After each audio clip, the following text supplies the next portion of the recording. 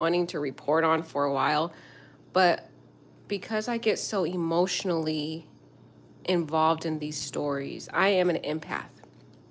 So, an empath is someone who takes on the worries and the pains of others, they absorb the pain of others. And so, there's a lot of stories that I've been wanting to talk about, but I just emotionally, I could not bring myself to do it at the time. And this is one of those stories. This story is about Raven K. Jackson. She is a fitness influencer. She has over 314. Now she has, I think, let's go to her Instagram. Um, Now she has 347,000 followers since her death. It's a very sad story.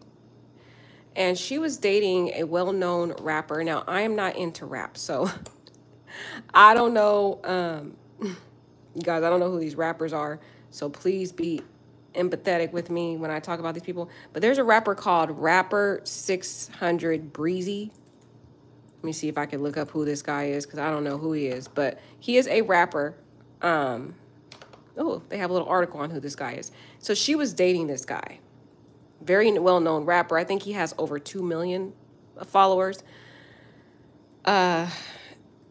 He was dating her on the low, meaning there was no pictures of this woman on his page until after she self-concluded. After she ended her life, all of a sudden, now he declares her a valuable person in his life. I don't like that. Like, give people their flowers when they're alive, first of all. But anyway, nobody knew they were dating. He has a rap music career. I don't know if he's any good, guys, but you guys look him up. I'm really not going to take the time to look this guy up. He was born April 16, 1991 in Chicago, Illinois. He has recognizable singles such as Don't Get Smoked, Lou Rawls, Stop Playing, King of the Six, Stay Dangerous on August 19th, 2022.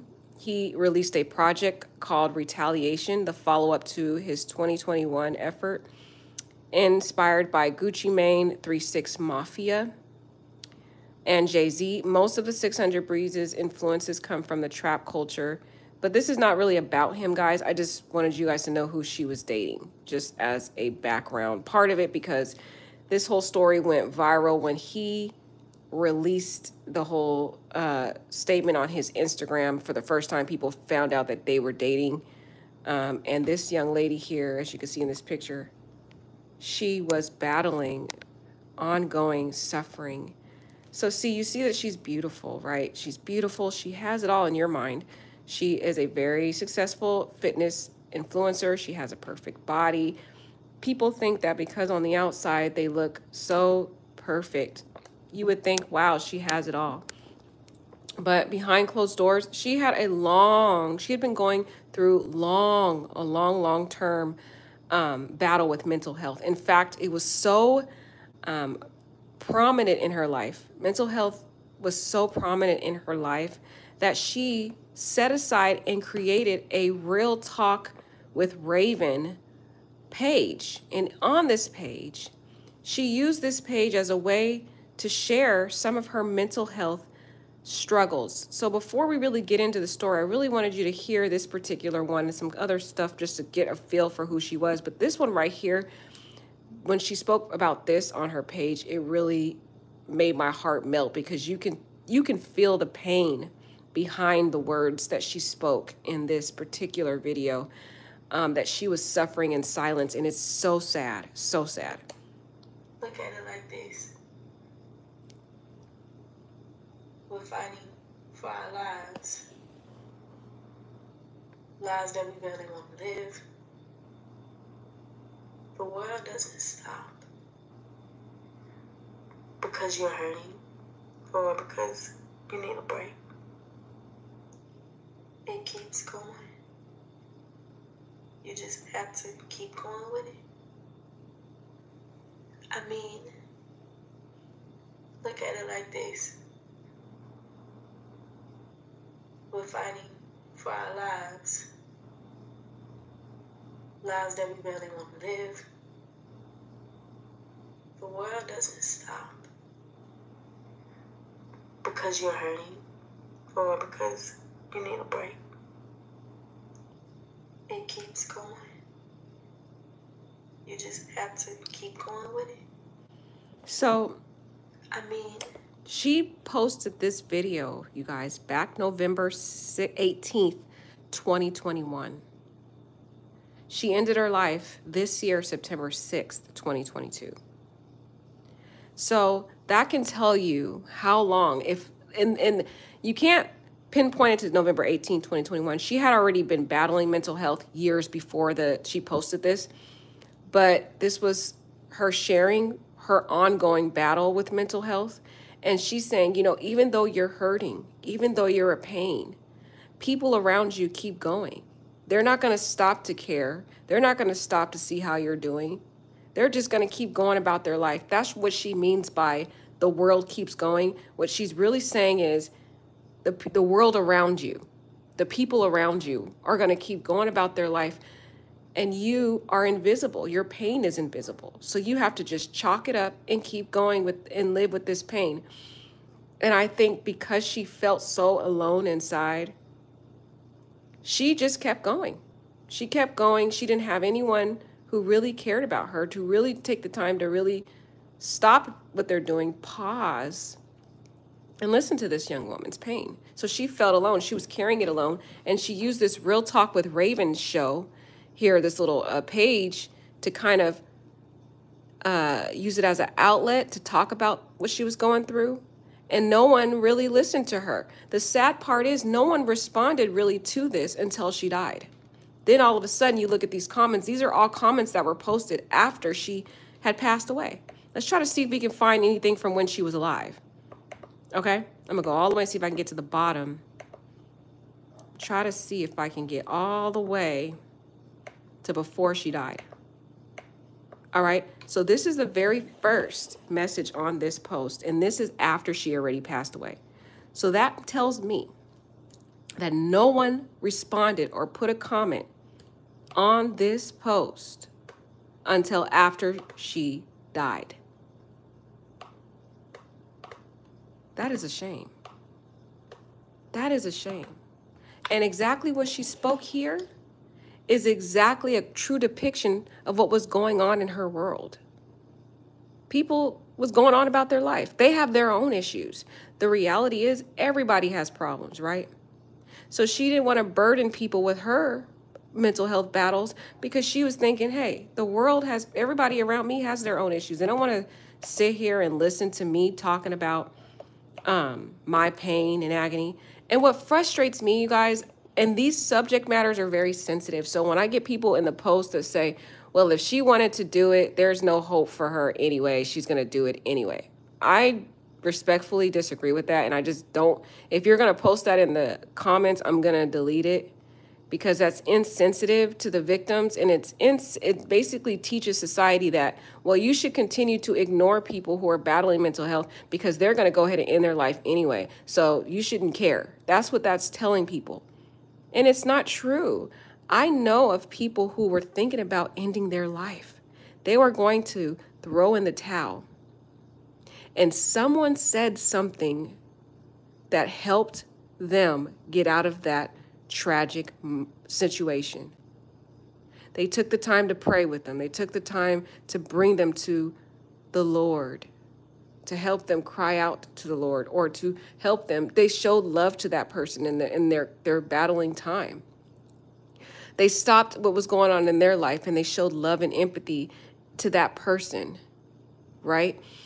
And it saved their life. I can tell you of so many, countless stories of people who were thinking about ending it all, and someone's intervention to really show they loved and cared about that person save that person's life, those people's lives. So I just don't like those type of comments. And if you do put that, it's going to be deleted. Just letting you know, because it's insensitive to not only the victims, but it creates this message to our world that we don't have to care about victims who battle mental health. And I want to play this again because this message here is very powerful. And when you hear her speak, you can hear the trembling in her voice at the beginning when she talks about, mental health. Her voice is trembling. That is depicting already the pain that she is feeling as she's even saying the words. She's almost to the point of wanting to break out in tears as she's saying these words. She's in pain at the very moment she records these words. So let's do this again. And I might have to play it again because it's... It doesn't stop. Because you're hurting. Or because... Sorry, I'm going to let it play through and then I'll play it again. You need a break. It keeps going.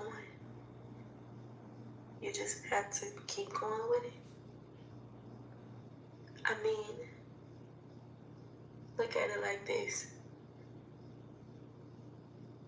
We're fighting for our lives. The first word she said, we're fighting for our lives. Every day was a fighting battle for her to keep going. Look at the pain in her eyes. If you could just get to just look at that eye. I can't get the other part of it, guys, because I just paused it. But if you just look at this eye right here, she's literally almost to the brink of tears. Every day of her life was like a fight. She carried this outer shell of beauty, perfection. You know, she had all the latest fashion trends, the most perfect body you can imagine. Gorgeous from the nine, but none of that could really help her. So she literally was fighting each day to keep going. And one of the key things that she said in this particular post was that, and this is interesting how it was back last year, November 2021, when she did this. But she says, the world doesn't stop when you need a break. That's very pivotal because when we talk about these self-conclusion stories, one of the things we notice, especially in America, is America's culture is you work, and you really don't have a break. A lot of these jobs work you to the brink, and they don't even give you vacation. And that is taking a toll on a lot of people out there because they feel pressure to work because they got to pay off all these debts that they owe. And so they feel kind of enslaved by these jobs and employments and different responsibilities. And sometimes when you don't have a way to take a step back to rest, you need that time to really rejuvenate. And like she said, the world doesn't stop, meaning her bills don't stop coming in. The responsibilities don't stop coming in. She still's got to pay her rent. She still got to pay her phone bill. She still got all these responsibilities. None of that stops when she needs a break. So that's saying all of her mental health needs are not addressed, and the world doesn't stop because she needs a mental health, check or someone to help her through that. These words are so painful that Raven is speaking here. Lives that we barely want to live. And then when you heard that, when she said lives that we barely want to live, her voice trembles because she's holding back her tears at this point. She wanted to literally cry in the pain that she was feeling at that point. Lives that we barely want to live. That was a huge cry for help. She already was thinking self-conclusion thoughts back in November 18, 2021. I don't understand. At this point, could have been a saving measure here where when people saw that lives we barely want to live, that was already screaming for help for her, that she was ready to self-conclude right there. She didn't even want to live at that moment last year. And this is around the holiday seasons. November 18th is almost approaching Thanksgiving. So interesting of the emotions she's experiencing as the holidays are approaching. This young lady was battling self-conclusion thoughts back last year around this time. And this was a moment where someone could have saw lives barely want to live. Wait a minute, what is she thinking right now? I need to call my sister, my friend, my family, and I need to see what's going on. But no one listened. No one cared. No one commented on this thing until after she died. Now you see hundreds and thousands of posts saying, oh, did she have a therapist? I wish you pushed through, boo. She's such a beauty. All these things. She had been fighting for her life. She said it in this post. This is so decrepit. It's so after you listen to it, it's so eerie because this woman was crying out in this post. And then when she says lives we barely wanted to live, that right there, you guys, She was already on the brink of wanting to end her life last year, and she kept each day fighting each day. It was like a struggle for her. To fight is like you're barely getting by each day. And the world kept turning around her. That's what she talks about. Meaning her friends kept going on about their life, family kept doing their own thing, and she felt alone. It is so sad. The world doesn't stop because you're hurting. Or See, that's sad. That right there is just saying people are not going to stop to listen and care. Your responsibilities will not go away. None of that is going to be addressed because you're feeling pain. Nobody's going to care, basically.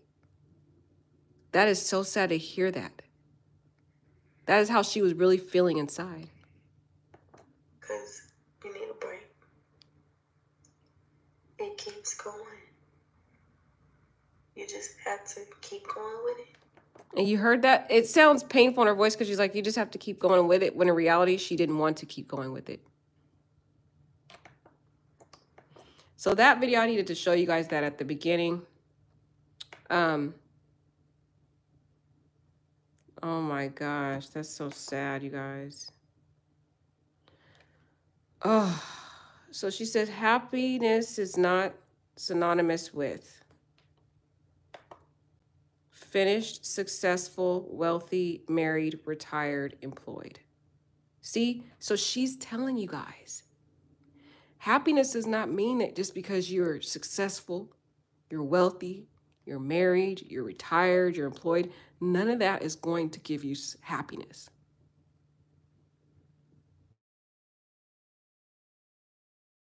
She was already telling us, this is what she posted back November 14th, 2021. And nobody saw the signs. It is a state of mind. Instead of looking at happiness as a destination or a fleeting emotion, imagine it is the air around you. You are immersed in happiness and couldn't escape if you wanted to. It is all around you and inside of you. Happiness. The reason why she put that is because she wasn't happy. Raven was not happy, you guys. And that's why she put this post here.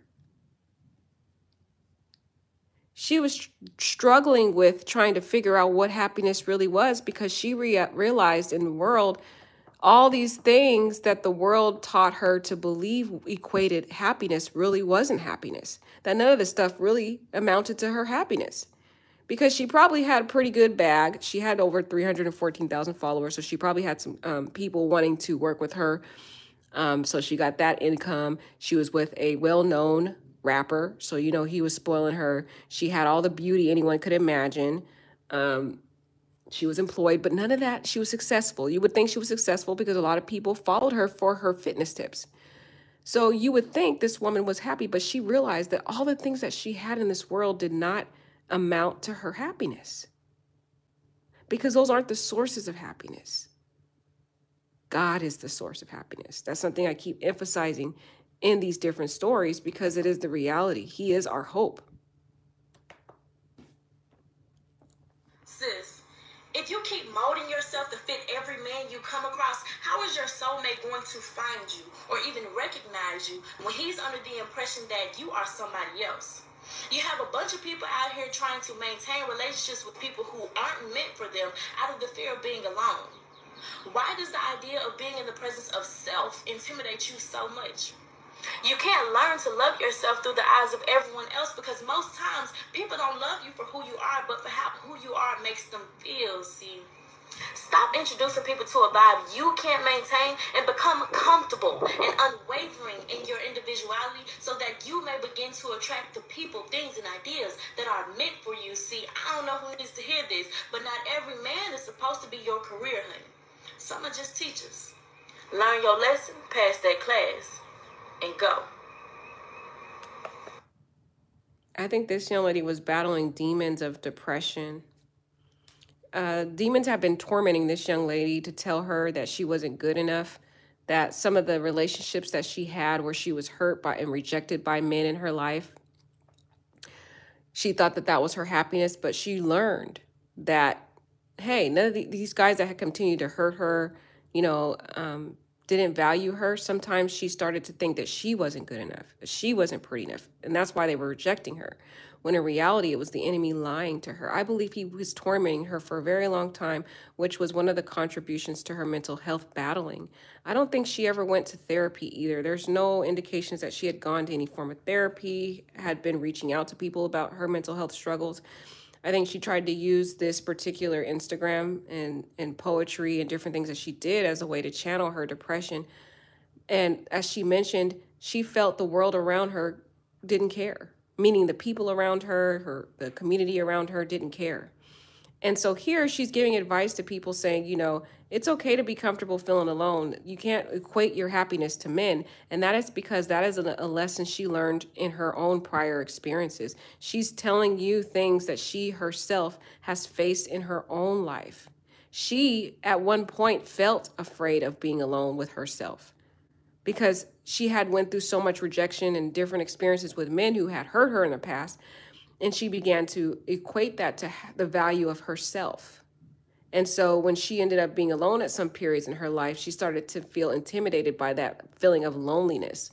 And she learned in her life that, hey, sometimes these men, because she made these men the center of her world, basically. She put them on a pedestal and then they ended up hurting her. And then she started to think, well, something's wrong with me.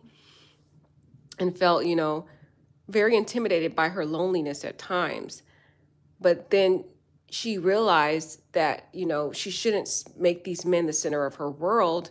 But I don't know if she really truly learned that. I think she had also been going through some issues with the guy she was dating, 600 Breezy, in the background that she'd been going through. So I think she still also kind of put him on a pedestal too with that situation. So I think although she thought she had learned and she had actually was speaking these words to people of some of the things she had battled with and wanted to use it as a way to learn your lessons, pass that class, go with, you know, and go. But I don't think she truly learned these lessons. I don't. I think she thought she did, and she used it as a way to empower people. But I think she still, deep down inside, even though she wanted to believe these words to be true, I think when she got herself emotionally involved with these different men, they became the center of her world. They became her career. Finding a soulmate became her career. Because she thought that would be a way to help her cope with the mental health struggles that she had been dealing with. It's very sad. Let's look at this other one here. This is pretty good. No, we're not failing. That's not a thing. Like, we don't do that. I cannot afford to fail. I don't have a safety net. If some shit over here, I don't have nobody to help me. See, that's your problem. Y'all got help. You got help. So you see failure as an option. It's not an option for me. When you start looking at life like that, you start to move different. That's your problem. You think somebody gonna save you. When you know ain't nobody to save you, there to save you, you move different. You stop being so careless. You stop moving so frivolously. You stop being so generous with your time because you know how important it is and you know you can't get it back. That's y'all problem. See, y'all move like this shit ain't life or death. Like it ain't no ifs and no. We're not failing. That's not a thing. Like, we don't do that. I cannot afford to fail. I don't have a safety net. See, and this is the sad thing about this particular message here, you guys. And this, I can identify with her because I grew up in a very impoverished background. I didn't have a safety net, meaning I couldn't fall back if I failed. So I remember when I would study and work and work to go to college, I felt the same way she felt. Like, I can't afford to fail. I have nothing to fall back on.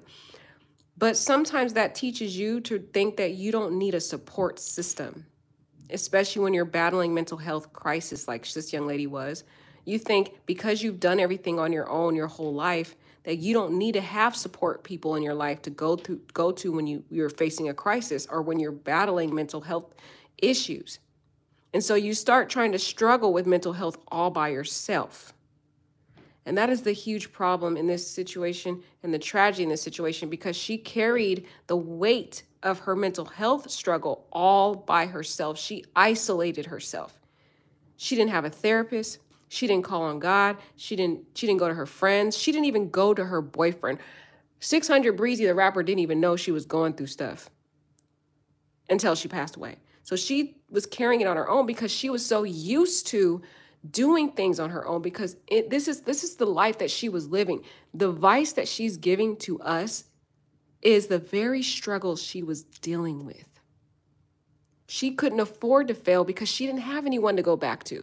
She probably had a really rough childhood, a rough upbringing. And so, or maybe she also was probably the breadwinner in the family. And so she didn't have any safety net that she could fall into if she failed. She couldn't anything to fall back on. That's her life. So she carried her struggles all by herself, you guys. That is a big no-no when you're battling mental health. You need to have a support system. That's one of the most important factors, is you need to have a support system. Within that support system can include family members, friends, therapists. You got to have God. You got to have him. Got to have church leaders, people there that can help you. That is my advice. I'm telling you, if you guys don't want to listen to me, that's your choice. But this is my channel and I'm going to speak from my heart. But you need to have that support system. This young lady dealt with her mental health struggles all by herself.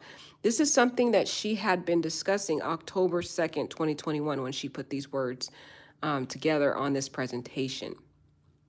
And the tragedy is, if you look at this comment, this young man or whoever wrote this was right on the money when he said, the tragedy is she was trying to convince herself that she didn't need a safety net.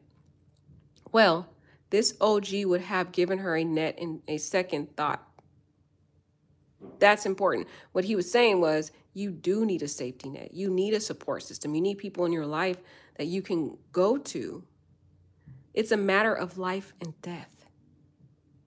Because what the enemy wants to do is he wants to isolate you. He wants to get you alone. That's his playing ground. If he can get you alone, he can continue to torment you with all these horrible thoughts of all the pain you're going through. And you can't deal with it by yourself. You can't. You may think you can because you're so used to dealing with adversity by yourself, because maybe you didn't have the support growing up. Maybe you didn't have a mother or father that truly gave you that emotional support. Or maybe you didn't have friends or people who were there for you. So you're so used to trying to get through it by yourself. But when it comes to mental health, you do need a safety net. You need support systems. You need people there that can be there for you. Trying to convince yourself that you can do it on your own is a trap of the enemy and is a lie from the enemy, because he's trying to isolate you so that he can get you to a point of vulnerability and torment you. Okay, you can see all these things she posted about mental health Mondays. This young lady, this is clear indications. See all these posts? These are clear indications, you guys, that she was battling this. She was battling this. Submission number 4, if you have anything to add, comment below. So let's look at this one. I'm not going to go through all these because we'll be here all day till Jesus come back. She posted this, guys. But look at the timeline. I want you guys to look at the timeline. That's why I'm going over this. She posted Mental Health Mondays back April 9th, 2018, you guys. 2018. Raven had been battling mental health for several years. Years. That's why she created this page. She wrote this 2018. That's why we have to go through this, because it's showing all the many years that led up to September 6th when she ended her life. She thought that, hey, I'm just going to use this Instagram as a way, as an outlet. And Instagram and social media is not enough, okay? It's not. But let's read this, because there's some things in here. There might be some nuggets in here. Hi, Raven. I've been struggling with severe depression since I was 16. I'll be a junior in fall. I still have very bad days. I felt like I've had a choice. I don't have a voice, and my feelings don't matter. As a young lady, I have very low confidence. I've tried my best to find something that makes me happy, but I have not a clue. When I do think I'm ready to talk to somebody, I'll try and talk to my friends This is a key thing here. This is another person that reached out to Raven about her issues. But nobody will really listen and stop responding after a few messages. Nobody will really listen. That is the problem, guys. That is the issue that is going on in these many self-conclusions. Nobody will listen. So when I get those comments in the post when people say, oh, when someone thinks about self-concluding, there's nothing you can do. They're going to do it anyway. That is a lie from the Satan. That's a lie. This young lady right here, she is writing to Raven because she's battling mental health. This young lady is on the brink of self-conclusion. If someone doesn't intervene for this young lady, she's dealing with depression since 16. So this has been a long time this young lady has been dealing with. If someone doesn't intervene, she could be the next person we read about. Because she's telling you what she did. She tried to get a support system. She tried to talk to her friends. Nobody will really listen. And they stop responding after a few messages because nobody cares about the issues that people are going through because they have their own issues. And what ended up happening is because of this lack of empathy in our culture, these people bottle up the mental health pain inside. And it festers and it eats away and the enemy torments them and tells them, see, I told you Shaquanda wouldn't care. I told you, Tiffany, nobody cares about you. So you should just end it all because nobody will care anyway. This is from the very words, you guys, of someone battling mental health. You guys need to understand the importance when you have people reaching out to you. I know you have your own issues. We all do. But if someone is telling you that they're going through pain, you need to stop what you're doing and listen. You might end up saving that person's life just because you showed you care. Because look at this young lady. She said, when I do think I'm ready to talk to somebody, I'll try and talk to my friends. But nobody will really listen. Nobody will really listen. And stop responding after a few messages. And that's the same example. That's the same experience I get. I get the same experience, you guys. I will go to my friends about stuff I'm dealing with. And you guys, they don't care. I know exactly how this person feels. They do not care. Okay? They will stop responding. They'll be like, I got something to do. I got other work to do, whatever. They don't care. So you know what I started doing? I started bringing my concerns to the Lord in prayer. I started crying out to God. I would tell him the problems that I was dealing with, and I found it being very comforting to me. I even had a therapist. The therapist didn't help me either, guys. That didn't work. I went to God in prayer, and I asked him to help me get through those issues, and he did. He did. I found a sense of comfort. I found a sense of strength to keep going. I felt a sense of hope. And as I cried out to him, he started to bring people in my life who actually did care about me, who I could talk to. But what I realized is when you're dealing with something, you have to talk about it. You can't keep it in. But look at this sad thing is that no one would even listen to this young lady. And they stopped responding. She said, no one will check on me. This is the same thing Raven was going through. No one would check on her. No one would listen to her. She was all alone. She felt alone in this battle by herself, and that's what made the enemy have free access to this young lady. And this is something that was 2018, you guys. She took her life just a couple weeks ago. There's alarm bells all over this thing that Raven had been battling mental health for many, many years. If not dating back to her when she was a teenager, if not younger, she had been having these problems. And she carried it alone for so many years, and then ultimately ended her life because no one cared. Just like the young lady here who reached out to Raven. Same thing. Same thing. Okay, so let's go over this. Nobody will check on me, so that's made me feel like nobody cares about me. Now, earlier we talked about the video. Remember the video? Raven said, the world will not stop if you're hurting. The world will not stop if you need a break. What she was saying is the exact same thing that this young lady was saying to Raven when she wrote to her. She was saying the same thing, but she did it in more like in a symbolic way because she didn't want to come out and say it. So she hid it behind kind of like an analogy of saying the world will not. When she meant by the word world, she meant her support system. Her friends not going to stop. Her family's not going to stop. People close to her are not going to stop and listen to her because she's hurting. Her job is not going to stop and give her a break because she's feeling tired and she needs a break. No one's going to care. That's what she was saying. Just like the person who wrote her. Nobody cares about me. That's how Raven felt.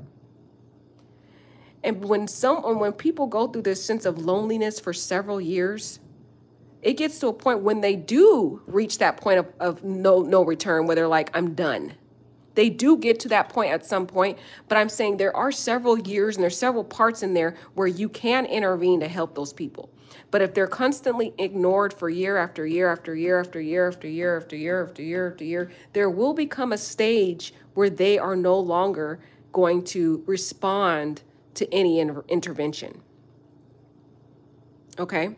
There will become that stage, but it takes several years to get to that point, or a point in time to get to that point.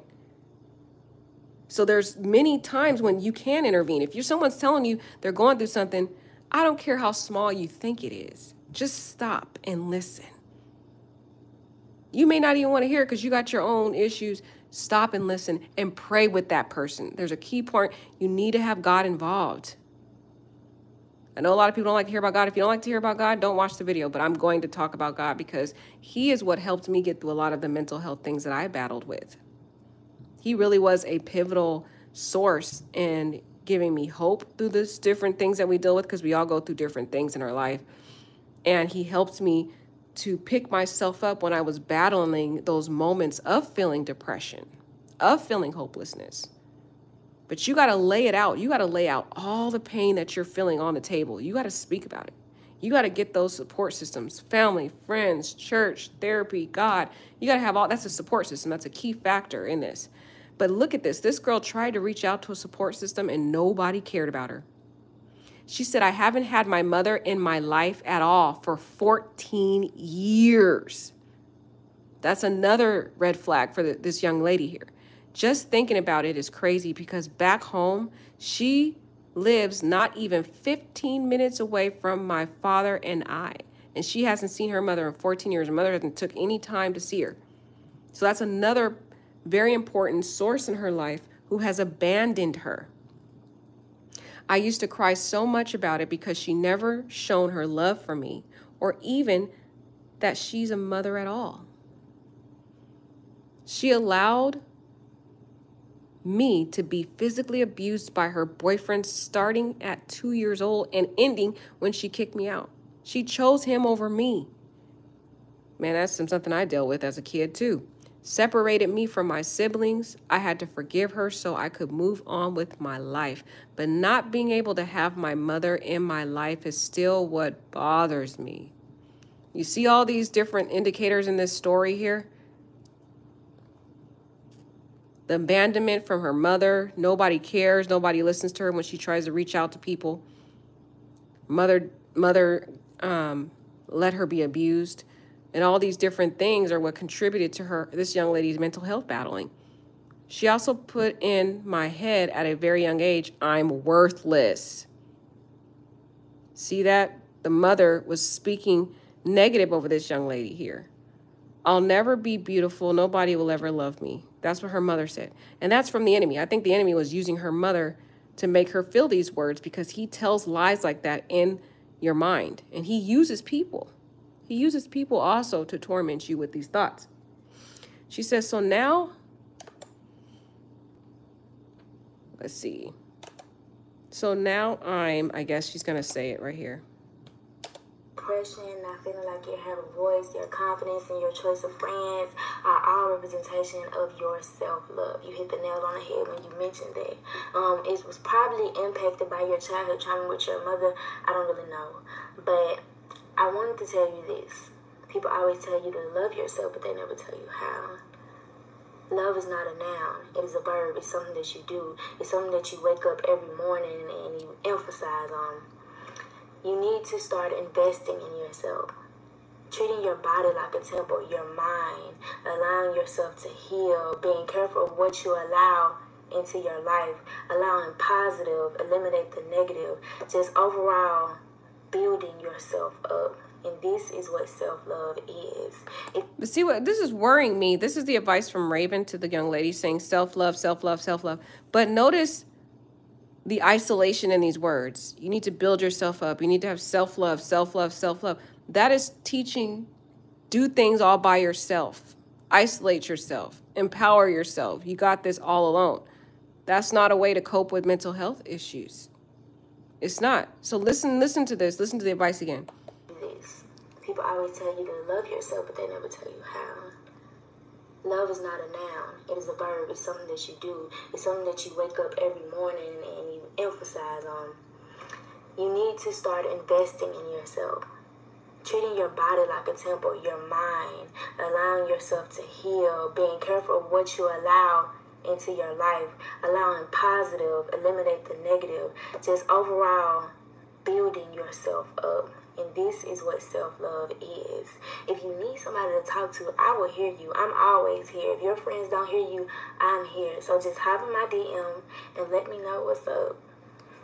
And that's awesome because, look, she was giving her a support system by saying, I will listen to you. I will hear you. And that was beautiful. She gave us a perfect example of what we should be doing when we come across a friend, family member, whoever is going through a crisis, or you yourself.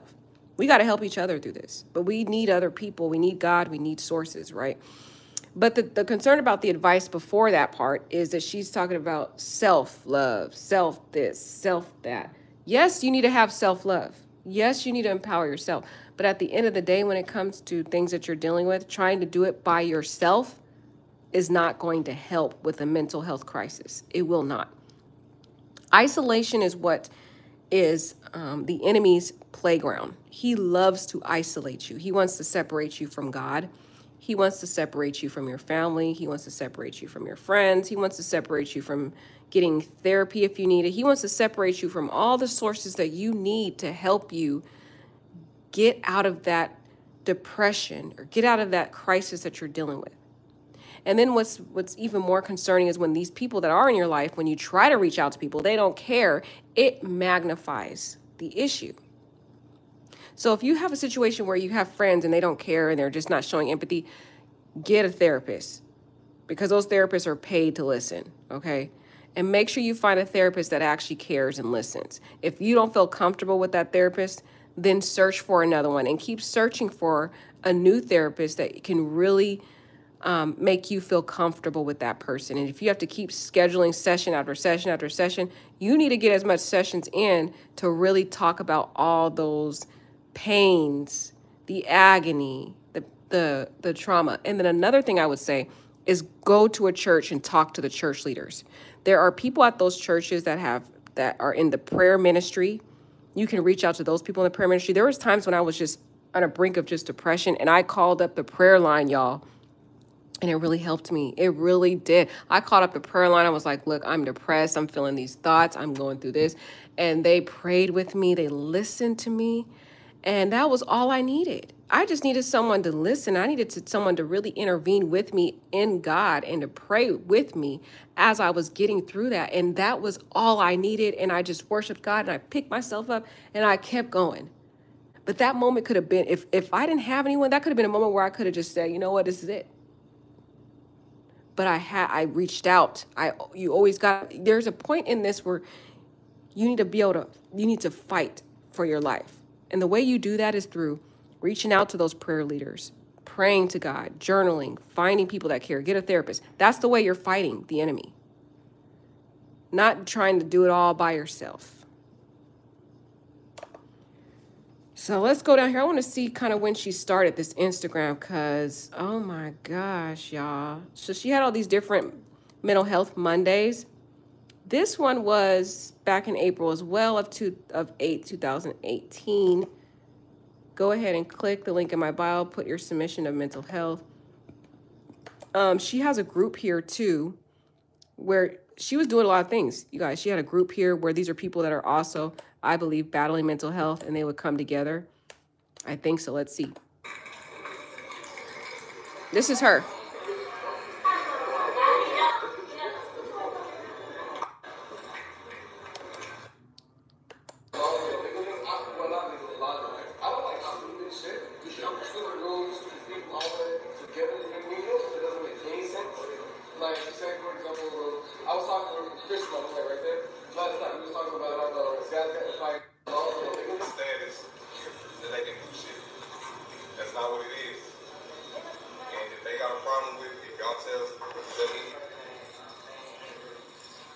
So these different people were sharing some of the struggles that they were dealing with, you know, maybe in school, things. And one of the things I want to highlight, you notice this group, mental health is a big issue in the Black community, and it's something that we don't talk about a lot in the Black community. And it's very sad because in our community, we are taught to be these pillars of strength. And that's very alarming because we're taught to be these independent Black women, independent Black men. You got this. Keep, you know, being strong. But it's sending a wrong message to people because it's teaching Black people to try to struggle with mental health issues by themselves, which is the enemy's playing ground. He wants you by yourself. That's the whole reason he wants you, so he can start tormenting you and get you to a brink of hopelessness to get you to that final stage of no return. There's a stage where it's just like you're gone. You know, even if someone tried at that last final stage, it's a very final stage, you're gone. So that's what he wants. So in the Black community, I like that she's creating some type of movement here because she's trying to make it safe for people in the Black community. I think we need more of this. We need this on a magnified scale across the United States where we have these groups like she had. And I think this would be a great thing to instill in our country because of her life, to have these groups, support groups for the Black community where they can feel safe. Like, you see how beautiful this is. They're all in a room, right? And they're all sitting down and being able to talk about issues that they're dealing with. This is what we need. This is exactly what we need. We need safe environments like this where people can come together, especially in the Black community like this, right? And each person can stand up and talk about what they're feeling and feel safe there, that nobody's going to make fun of them. No one's going to judge them. No one's going to take what they said and go share it with everybody else outside of the circle, right? But they can feel safe to just come here and talk about the battles that they're dealing with in this world, especially in the Black community, because we face a lot of different sources of oppression. And so we need that outlet where we could be able to talk about it. And so I think what Raven was doing here was really doing something amazing because she was establishing a safe haven for Black people to come together and talk about the different struggles that they're facing, the environmental factors that they're dealing with on a daily basis. And they need that to channel the mental health struggles they're dealing with, to help them keep going, because this life is a never-ending circle of struggles that you may deal with. You have times when you're up, times when you're down, times, you know, it's kind of like a cycle, right? And you need these type of outlets where you can sit and talk about it. People don't realize just talking about it and someone just caring how big that is in someone's life. It's huge. And that's why it was very important that we read that young lady's statement about how she tried to reach out to people and no one listened. That's a big problem in a lot of the self-conclusion stories we deal with.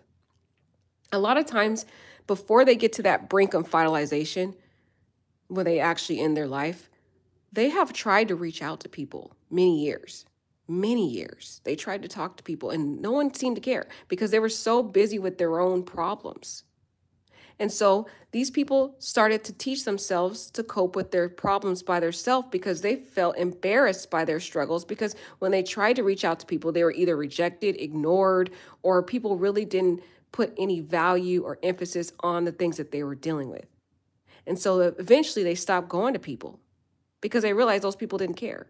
So they started bottling up all the pain inside and dealing with it alone, which is where the enemy was able to now isolate that person, torment that person repeatedly with all these horrific thoughts of no one caring for them, of their life being hopeless, and that the only way that they can get through this is to end their life. And then they start thinking that, oh, that's the way out, when it's not. But the thing is, it's because there was many times that they made efforts to speak out and no one cared. And I think that's the big message in this story, is that when you see someone crying and someone in pain, and even if they haven't come to you, if you see stuff like this, reach out to that person, check on them, say, how are you doing? Can I pray with you? Can I talk to you? Especially we have a lot of people on my page that are believers in Christ. God gives us a ministry. You have that ministry of love and hope and empathy instilled in you. Use that to help people, to pray with people, to love on them, to care for them. Not to judge them, ever to judge them. Because if you judge them, all that's going to do is cause them to bottle it up inside and not to come back to you or anyone else, what the enemy wants. But I think this is a beautiful.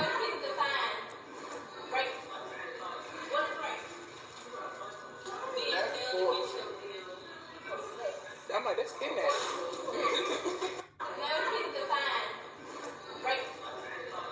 Okay, so she's talking about defining different words. I don't know what words she said. The sound is really muffled, so we can't get into that. Let's see if we could find anything else here. I'm glad I found this page, you guys, because this page right here is really loaded with all kinds of realities of battling that this young lady was going through. She was channeling it in a way of helping other people, but she really wasn't dealing with the interwoven struggles that she was battling inside.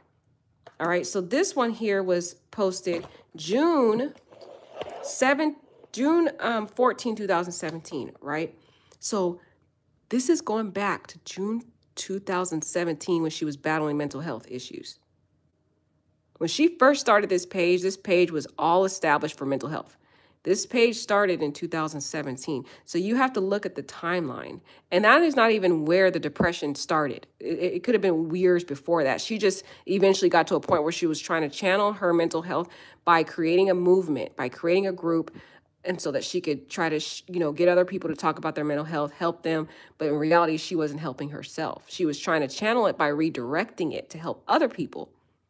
When in reality, she was still hurting inside. So let's read this. It says, Real Talk with Raven was a success. Thanks to everyone who came out, for everyone who supported me. Today was all about the power of perception. Next week is poetry and pajamas. So she would have these real talks with them. They would talk about all kind of issues that they were battling, real life issues. And she was channeling her depression by helping all these people. But when in reality, she was decaying inside. Okay, because trying to rechannel your pain to help other people doesn't deal with the root cause of the issue that you're battling. She's doing a great thing here. She's doing a great thing. She's helping all these people. But in reality, she's still not dealing with the internal pain that she is battling. She's still deteriorating. As she's helping these people, she's still hurting inside. And that is the tragedy of this. So let's really get into this. We had to go through that. Real Talk with Raven, though, is a program that emphasizes mental health and awareness while providing a safe, inviting, and nurturing space to facilitate growth and awareness. Notice that she created the very resource that she needed herself that she was not getting. So she created this for other people, and she was able to successfully get 11,000 followers. People really was moved by her movement, but in reality, this young lady was still suffering inside because no one was helping her. She was helping all these other people, but nobody was helping her. Nobody was listening to her. And that's what painfully hurts, you guys. This story reminds me of Chesley, because Chesley Chris used to do the same thing. For her platform, she would talk a lot about mental health and what she did for mental health. Even on Mental Health Awareness Day or month, she talks about all the different things that she did to help her mental health and how she turns off her phone when she gets home and so that she's not bothered and all these things that she does. And she talked to different people who had resources regarding mental health and had been battling self-conclusions. But in reality, she was redirecting her trauma to focus it on other people, when in reality, secretly, she was depressed and alone. So you have to be very alert. When you notice somebody's talking a lot about a certain subject matter, they may be really battling with that subject matter internally, and they're redirecting it on the outside to help other people. So she also did a self-conclusion letter. She did a goodbye letter to her boyfriend. But before we get into that, we're going to just talk a little bit about Raven, and then we'll get into some more details about this. So who is Raven Jackson? So let's go into the beginning here. Who is Raven Jackson? How did she die? Rapper 600 Breezy's girlfriend, Raven K. Jackson, recently passed away after leaving a heartbreaking letter, and fans of the rapper are mourning her untimely death. And we're going to go over that letter. We're going to go in detail of the letter. It's very sad, guys, when you hear it. But I needed you guys to go through the timeline of the Real Talk with Raven, because that is going to help you put in context the heartbreaking letter. You wouldn't really understand what she's saying in the letter until you know the long years of battling mental health that she had been dealing with and how she tried to rechannel it to help other people. But in reality, she continued to suffer alone and try to isolate herself and deal with it alone. And that is what ultimately led to this stage of ending her life, because going decades and years and years and years trying to battle mental health alone is only going to magnify the problem. It doesn't help the issue. It makes it worse. It just continues to grow like a cancer. It multiplies. That's what it does, because you're not treating the issue. So now it's multiplying like a cancer until it consumes you and you start losing rationality. You start blocking out all reasonableness, blocking out how it's going to affect your family. That doesn't matter anymore. Now you're thinking tunnel vision. Your tunnel vision is, how can I alleviate these tormenting thoughts? How can I stop this feeling of depression? What can I do to get rid of the low self-esteem, the loneliness, the isolation, the fact that nobody cares in this lonely, depressing world? What can I do?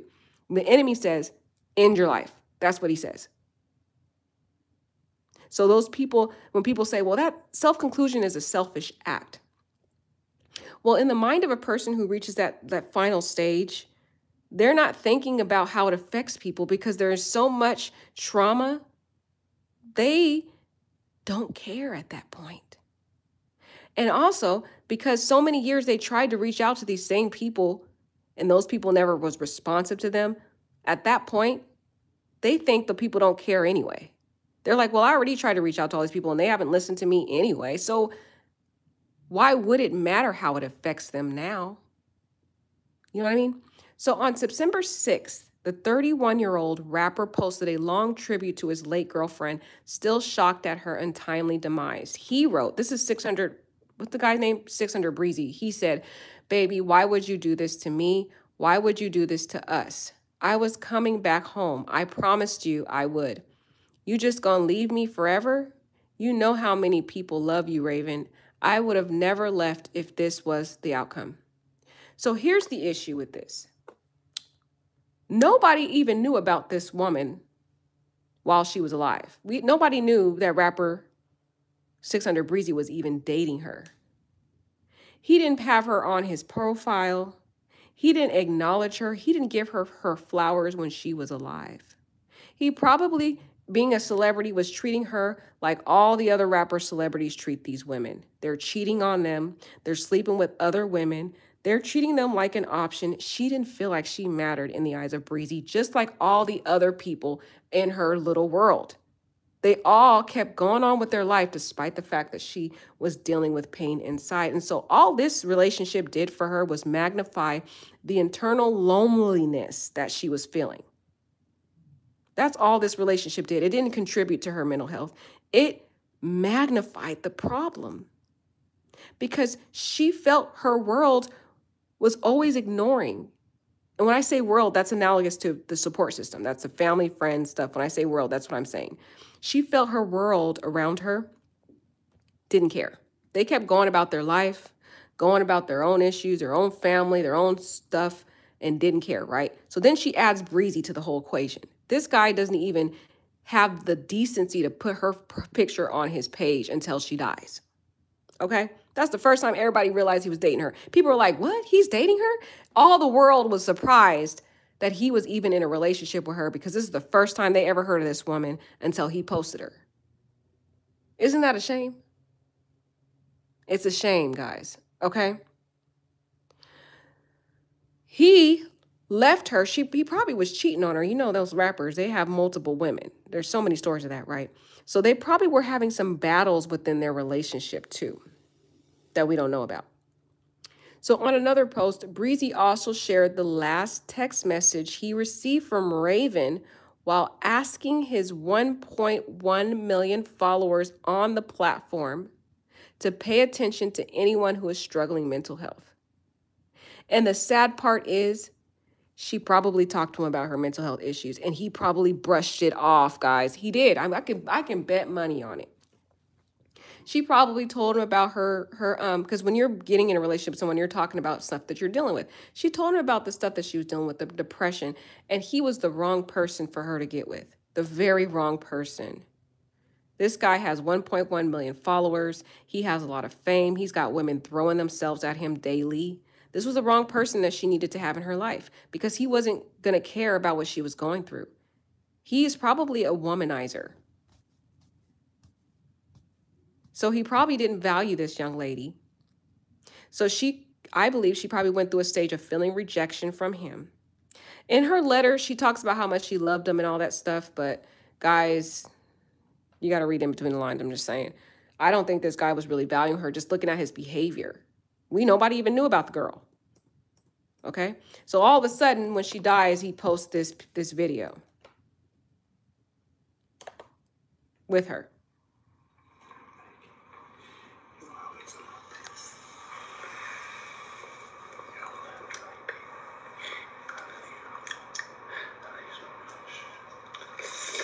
Ew. Okay, guys. I'm sorry, guys. I don't want to see that.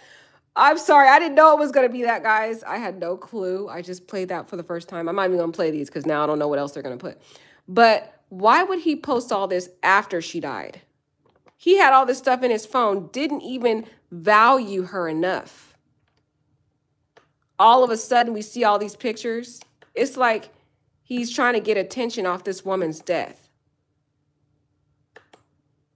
Where were this woman's flowers when she was alive?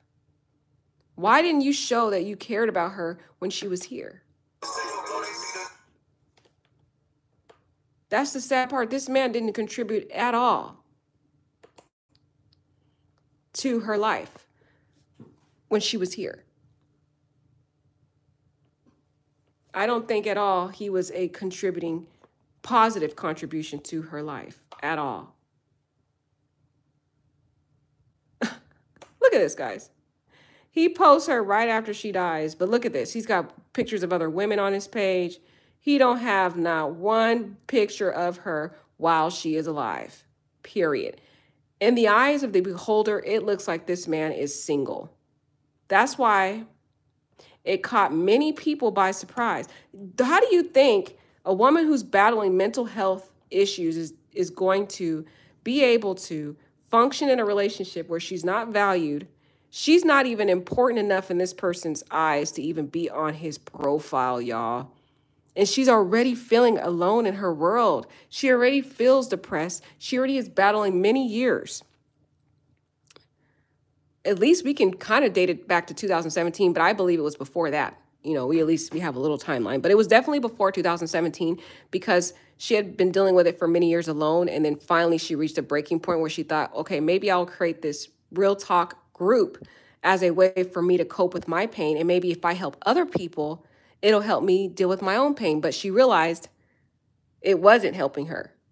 She was helping people, channeling her pain to talk to other people about their pain. Reality, she was going home feeling pain by herself, right? So she gets with this man who magnifies rejection in her life. He didn't even post this woman. This man looks single to me before she died. Look at this, guys. You can go to his page yourself. He looks single. All of a sudden, there's not one picture of this girl up. All of a sudden, when she dies, now we find out he was in a relationship. That is unacceptable, y'all. People were shocked. If you looked at the neighborhood talk and all these different pages, people were floored when they found out this man was in a relationship. They were like, what? We didn't know he was in a relationship. That is a clue that he didn't care. And all of a sudden, baby, why would you do this to me? Why would you do this to us? Where was the us when she was alive? I bet you there was times when she was asking, how come you don't post me? Women do get affected by, their relationships when they're not posted and acknowledged.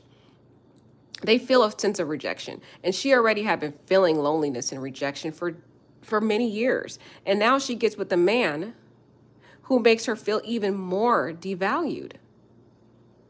I was coming back home. I promised you I would. You just gonna leave me forever? Did you really care, 600 Breezy? No, you didn't care until it was too late. You know how many people love you, Raven. I would have never left if it was the outcome.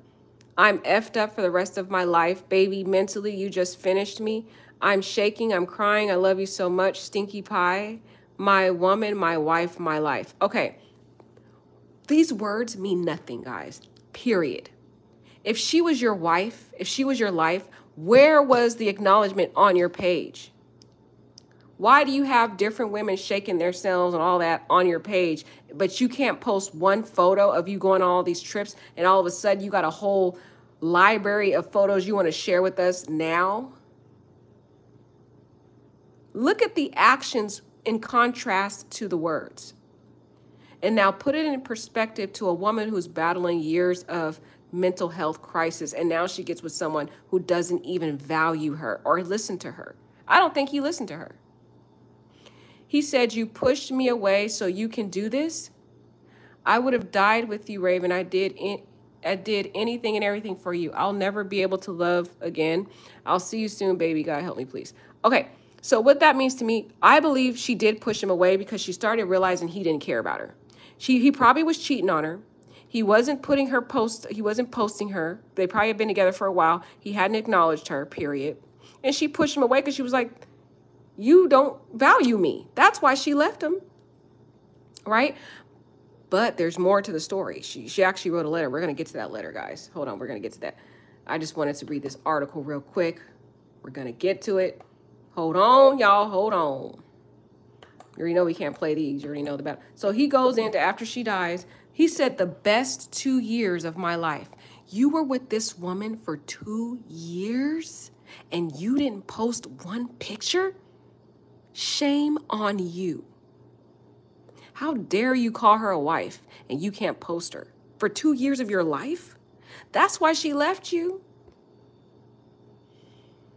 God, I need you. Please help me, please. What did I do to deserve this? You took my friends and my girl. Okay, but why did nobody knew about this girl. You were with her for 2 years?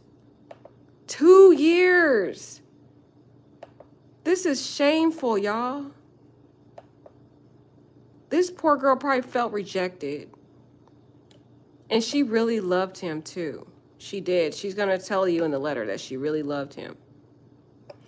And the sad part is he goes back to his tragic ways. As soon as he does his little tributes, he's back to being the playboy that he was always while he was with her. Period. So I don't think he was really a good contribution to her. So they're going to tell us who she is. Raven Jackson was a fitness influencer. She had over 314,000 followers at the time of her death. It has since reached 347,000 followers.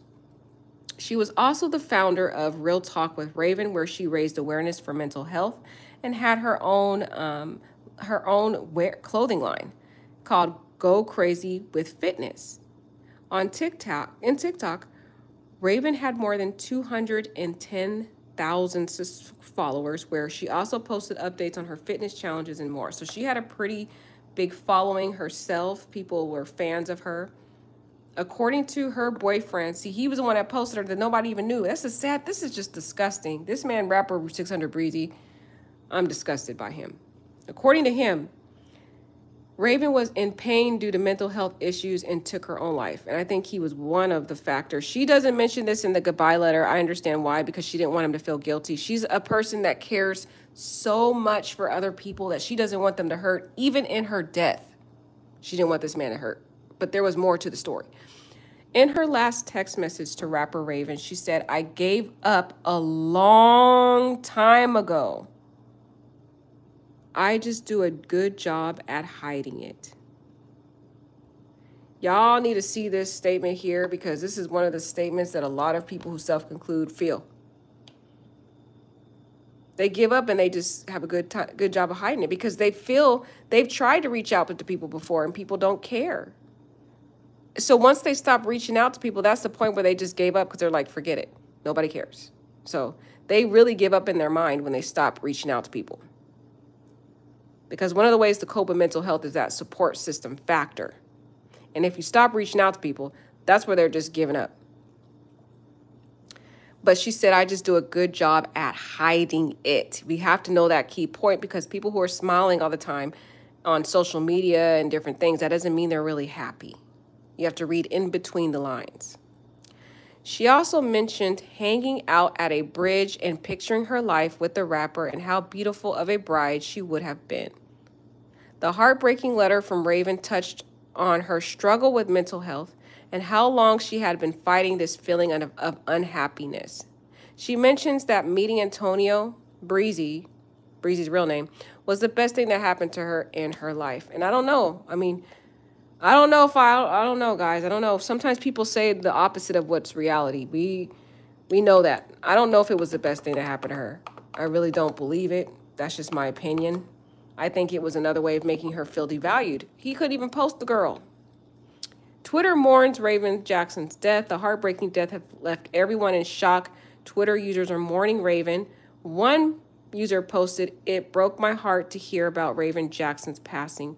It's yet another reminder that no matter what it looked like, through these social media profiles, everybody's battling something." A second tweet said, "I know what it's like to be depressed. I still deal with it. My heart goes out to the family of Raven Jackson." Another person said, "I may not have known Raven Jackson, but a spark and light to many has gone out. It gave me chills to read her last text."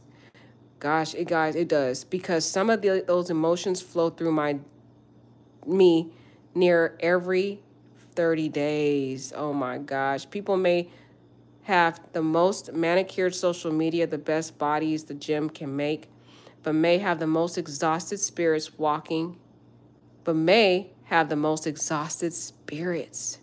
Did you hear that?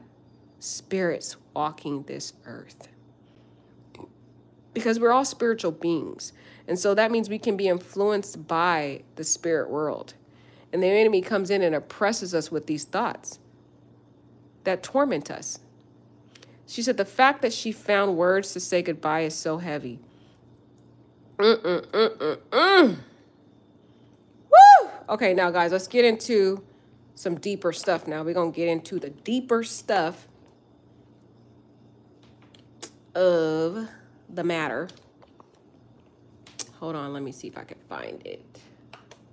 Here it is, guys. Here it is. Here it is. Brace yourself. I'm just going to warn you. These are very, very sad words that she said to Antonio. She said, "I'm just tired, baby." She was emotionally drained. "I was dealing with these thoughts before you met me." And we know that because we saw back in 2017, she started the Real Talk with Raven to try to cope with her mental health. So she already been dealing with mental health before she met him. "I was just waiting for the right time." Oh my gosh, it makes me want to cry. Oh, Jesus, help me, Lord. Help me, Jesus. This is my third time writing this for real. It's nobody's fault. It does get to that point because at the end of the day, we have a choice in the matter and we have to choose to fight.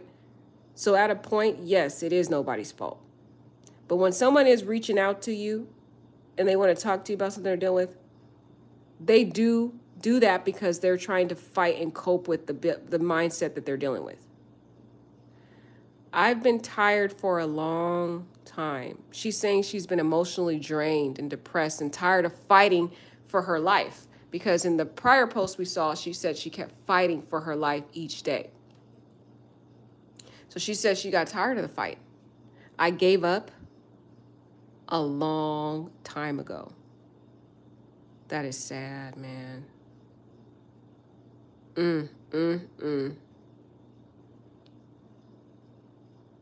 I gave up a long time ago. I just do a good job of hiding it. That is so sad, y'all. Right now, as I'm writing this, I'm remembering us happy, looking at our videos, imagining how beautiful of a bride I would have been. So this is showing you no matter what you have in life, you could have the relationship. You could have the fame. You could have the nice body. You could have wealth. You could have a relationship and still be battling mental health. Imagining how beautiful of a bride I would have been. It's 5 p.m. here. This bridge is actually nice. This is so sad, you guys. She's reflecting on her life before she ends her life at this point. I wish we would have came here together. This is so sad. I just want to cry, y'all. Woo! Sometimes homeless people sprinkled in, but not too many. I'm thinking about how this will feel, if it will hurt. We're as distant as we've ever been. Let's read that again. We're as distant as we've ever been. So that did take an emotional toll on her because of the separation. That just contributed to what she already had been battling for a long time. She had already been feeling thoughts of hopelessness, self-conclusion, depression, mental health crisis, all pretty much all throughout this girl's life, pretty much, right? And then she tried to create that group. It didn't really help. Then she got with this guy, and he helped a little bit with her happiness. She was happy for a little while. But eventually, they started to become distant. And that added to the already existing depression she already been dealing with. And she was emotionally drained a long time ago. She just turned off all her feelings, period. She says, I love you with all of my heart. I couldn't take ruining us. Now, the reason why she said I couldn't take ruining us is because this young lady is used to rejection. She's used to people abandoning her. She's used to abandonment. She's used to things going good for a little while and things in relationships ending, people abandoning her, people not caring, right? So she didn't want to risk that happening in this relationship. She thought, okay, it's only a matter of time he's going to leave me, so I might as well leave him now, right? Because look at the next sentence in this. The next sentence is, I'm losing all the people I love. Bingo. People keep leaving her. This was a contribution to her depression, the constant abandonment. She had a lot of issues with relationships because people kept leaving her. And she didn't want to risk this with Antonio, so what she did was she ended it. She got rid of him. Probably already felt rejection because he wasn't even acknowledging her existence, period, for 2 years. He didn't even post the girl. That's sad. But let's read that again. She said, I couldn't take ruining us. I'm losing all the people I love. So she felt she was already going to lose Antonio. So why not? Let's just jump the gun and end it with him now. And so the reality was, though, the distance between them aggravated the mental health crisis she was in already. So that was when she made the final decision to end it. She said, I can't keep dealing with this. I can't keep dealing with this abandonment. I can't keep dealing with this sense of hopelessness. I can't keep dealing with feeling alone. I'm done. And that's when she wrote the letter and wanted to just end it all. Because she felt she was going to continue to deal with this cycle of abandonment for the rest of her life. And she couldn't because she couldn't handle it. So let's read this again because it's going to get into another sentence. She said, I couldn't take ruining us. I'm losing all the people I love. I want to leave here knowing that I didn't FUCK this one relationship up. So she tends to blame herself when people leave her. She thinks it's all her fault, that she's not lovable, that people don't love her enough to stick around. And she couldn't handle the thought of being abandoned once again. So instead, because of this is how a person who's dealing with mental health thinks. They think that they're the problem. They think that they're not lovable, that people don't care. So she's thinking, well, instead of risking him leaving me, I'll just mess up this relationship, just break it off with him, because he said she pushed him away, right? He was still fighting for the relationship coming back to her, but she was like, I'm done, whatever. And she was like, okay. He wrote her, told her he's coming back to her, right? But in the midst of that, she was like, it's time to end it now because I don't want to risk losing this man. She became so in love with him after the 2 years, she just could not manage to handle him leaving her like the rest of the people did. So she said, I didn't want to FUCK this one relationship up too. And this all starts with someone's childhood. I think in her childhood, she faced abandonment also. She probably went through a very traumatic childhood. All her mental health issues, I believe, stem from her childhood. And it segued into the different broken relationships that she battled throughout her life, constantly being abandoned by friends, by different lovers that she dealt with. And to me, I think that was an indicator from some of her TikToks where she talks about, you know, not letting men be the center of your world and different stuff like that. And you can be alone and stuff like that. I think that really comes from a sense of hurt and abandonment, right? And this guy, Antonio, she really developed a deep love for him. After the 2 years, this woman saw marriage with him. And there was a point, there's always this point in her relationships where she feels like she's going to be abandoned at any time. And so instead of experiencing that sense of abandonment, she ends the relationship herself. So she doesn't have to feel it. She doesn't have to feel being abandoned because she's the one that's doing the abandoning now. And that's what she did to Antonio. She pushed him away. But it wasn't fully broken up. It was just like they were just distant at a point, and he was trying to fight to get back to her. But she was in a mental health mindset of, oh, I don't want to mess this up. Let me just end my life now so that when I do end it, we're still at a state that it's not fully broken yet. You know what I mean? That's what someone thinks when they're dealing with mental health issues. She said, I wish you were here to send me off like Murda did Teak. This is so sad, y'all. To send me off. Oh my gosh, I just want to cry. But you probably wouldn't be nearly as understanding anyway. Do you see that? You probably wouldn't be nearly as understanding as anyway. Because he probably wasn't really receptive to her during the many times in that 2-year relationship when she tried to come to him about mental health issues she was battling. He probably never listened to her, wasn't really understanding to her. He had his own stuff he was going through. He had all this fame. He got to go to this tour, this concert, that concert. He's got all these women in his inbox. He don't have time to really sit down and listen to her talk about what she's dealing with. So was he really showing that understanding factor? She said, and as much as I want you to see my point of view, I didn't want our last conversation to be an argument. Look at that. See, this woman is still trying to coddle him. She's not really going to put in this letter here, guys. You got to know about goodbye letters. She doesn't want him to feel guilty. Okay, so she's not going to put in all the issues they may have had in that relationship. So you can't take this letter and take it as the whole pivotal essence of this relationship. They probably had some problems, right? And so she is telling us here that she doesn't feel he's as understanding. She knew he wasn't going to listen to her point of view of the trauma she was dealing with, and she didn't want to be in an argument with him. Instead of him sitting down and being empathetic to her mental health issues and the pain and depression and stuff she's battling, he doesn't listen to her. He's very dismissive.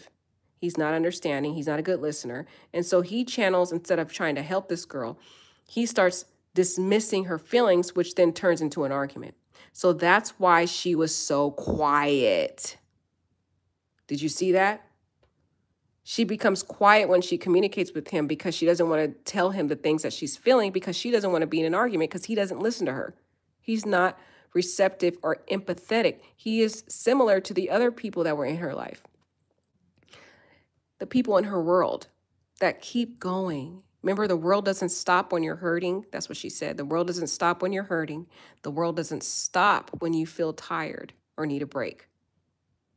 The world is her support system that fails to be there for her. So she's thinking, he's not going to stop to listen to me and care. He has his own issues. When I do talk to him about things, he doesn't listen. He's dismissive. He's not understanding.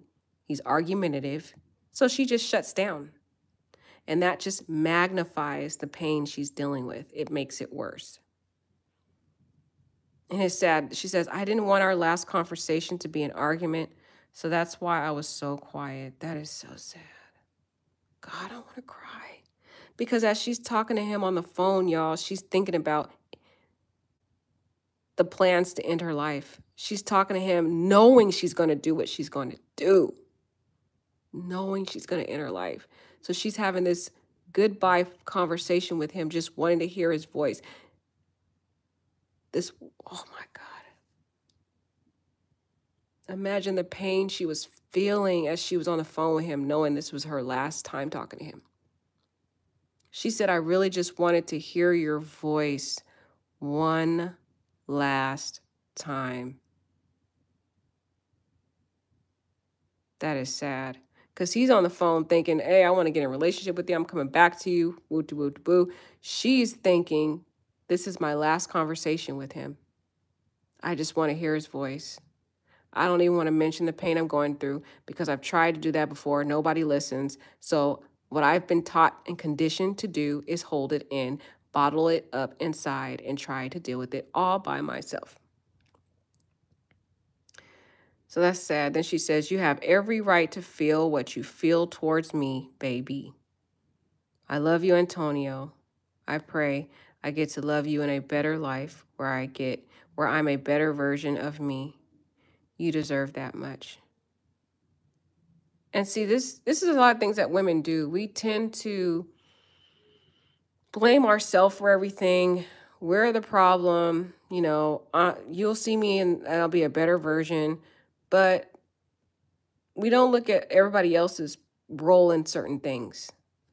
And I do think that he wasn't more of a healthy person in her life. I know she loved him. She could have loved him so much, but how many times have you heard those stories of women loving toxic men? Too many times, okay? But look at this. This is from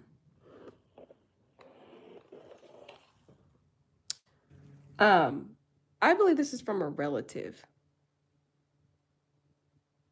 Okay, so a relative was very disturbed because they were really mad at rapper Breezy for not warning anybody. He got these text messages basically of this girl giving a goodbye letter, and he didn't even have the decency to alert anybody.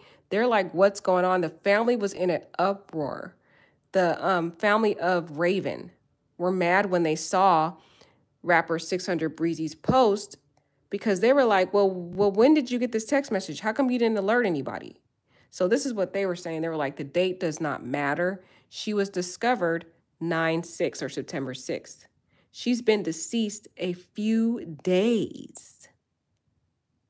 So even though they found her body September 6th, she had been dead days before September 6th. No one had heard from her since August 31st. No one had heard from her since August 31st. And then people are getting suspicious because they're saying dead women can't text. So you telling me he already had the texts and never alerted anyone to go to her apartment? So that is what her family was in a rage about. They were angry at rapper 600 Breezy. They felt like he did not alert the apartments or anyone to try to go up there and help her. He didn't do anything. They want to know, they asked him to release the dates of the text messages. They were in an uproar. They were like, release the dates. We want to know when you got that text message from her. How come you didn't alert anybody? No one heard from her since August 31st. They only discovered her many days later, not September 6th. That wasn't the day she actually died, though. So there was a big problem with this case because family members were irate towards the rapper. They felt like he hadn't done all he could to help her. And if he had gotten the text messages, before she passed away, how come he didn't alert anyone to go to her apartment? There was also, you guys, another rapper out there. I don't have that one, but there was a second rapper, y'all. I don't know if I have it. Let me see. There was a second rapper that had a goodbye letter. A second rapper came out and was like, I'm sorry. I'm sorry about you dying. And he was posting pictures. Also talking about how he missed her too. And 600 Breezy got mad because the other guy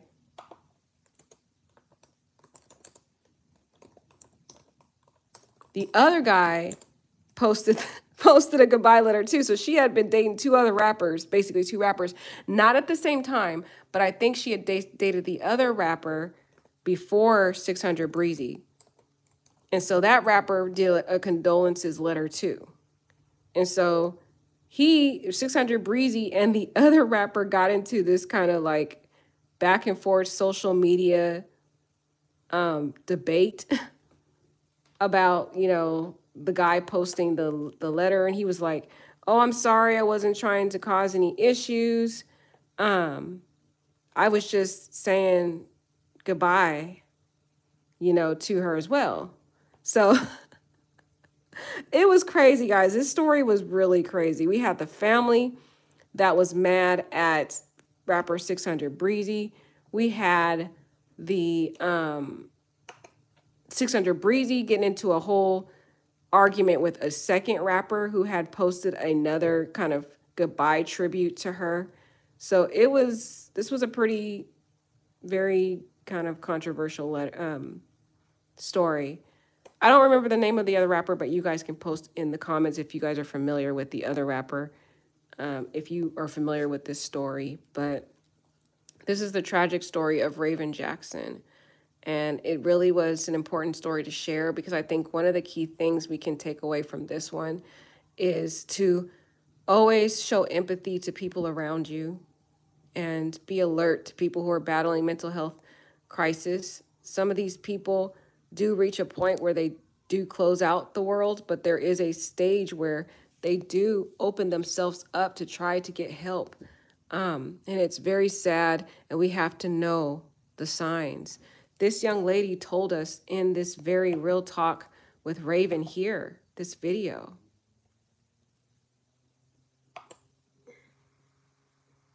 Look at it like this. We're fighting for our lives. Lives that we barely want to live. The world doesn't stop because you're hurting or because you need a break. It keeps going. You just have to keep going with it. I mean, And that is, look at it like this. that was her cry out to the world back November 18th, 2021, when she posted this. And she was in a relationship with rapper 600 Breezy. And you have to wonder, how come no one saw the signs? So I just pray for Raven's family. This is a very devastating story. Don't be afraid to reach out for help. I know mental health is a very sensitive topic, and people think that you're alone when you're not. Your feelings matter. You are important to this world, and you deserve to live. And don't allow the enemy to lie to you and tell you that you don't matter. Don't allow the enemy to lie to you, to tell you that self-conclusion is the only way out, because it is not. You deserve to live, and I pray that you will do everything in your power to fight to live, and that you will open your heart to the Lord and truly let him into your life. because to me, he is the true source of happiness. He is the way to hope, and he will give you strength to live another day. Love you guys. Take care and have a blessed night.